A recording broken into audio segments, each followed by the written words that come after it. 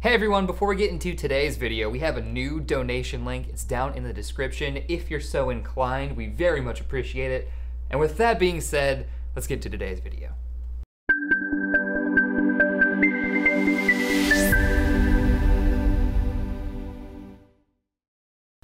You all voted, and by a long way, Brainstorm came out on top for this week's card spotlight. Brainstorm is an instant for 1 blue mana, originally printed in 5th edition that states, draw 3 cards, then put 2 cards from your hand on top of your library in any order.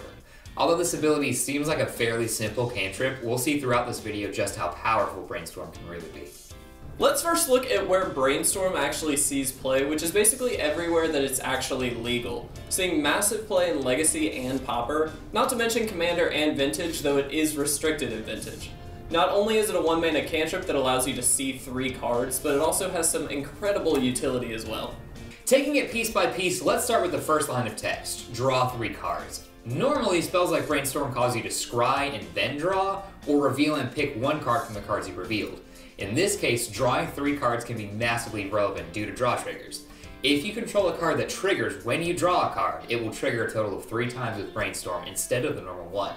This creates some abusable interactions that many players like to build around. Moving to the next part of the text, put 2 cards on top of your library in any order. After you draw the 3 cards off of the Brainstorm, you can choose any 2 cards in your hand and put them on top of your deck, not just 2 of the 3 cards you drew off of the Brainstorm. This allows you to make really relevant plays according to the deck you're against at the time. If you're playing against a Jund deck, it might be a good idea to hide your game-winning cards away so they avoid being discarded to a Thoughtseize or Inquisition.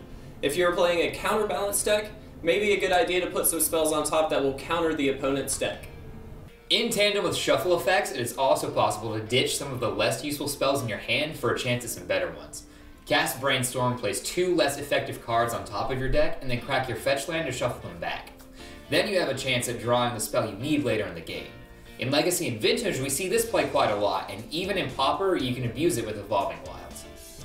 All of these effects can be relevant at any point of the game, and Brainstorm allows you to wait until the opportune moment thanks to being an instant. Additionally, this allows you to wait and react with Brainstorm instead of having to be proactively playing it to draw to your answers.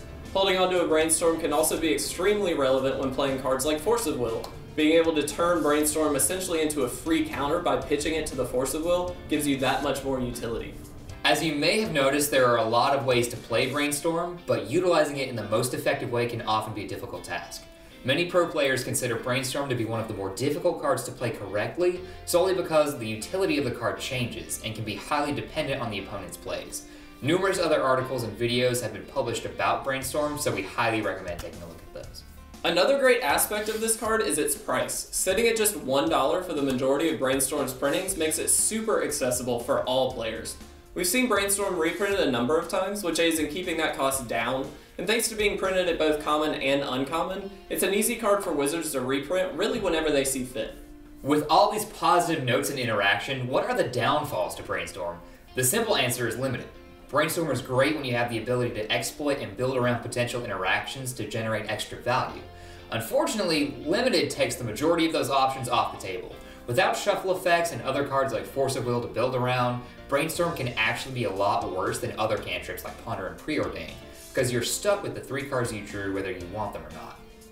Overall, Brainstorm is rightfully considered one of the most powerful cards in Magic. When played correctly, it can help successfully execute your game plan and protect against the opponents, making it extremely versatile. We really only grazed the surface of this card, so leave comments below on anything you feel like we might have missed. Thank you for watching this week's Card Spotlight video, and don't forget to like or comment below if you enjoyed it.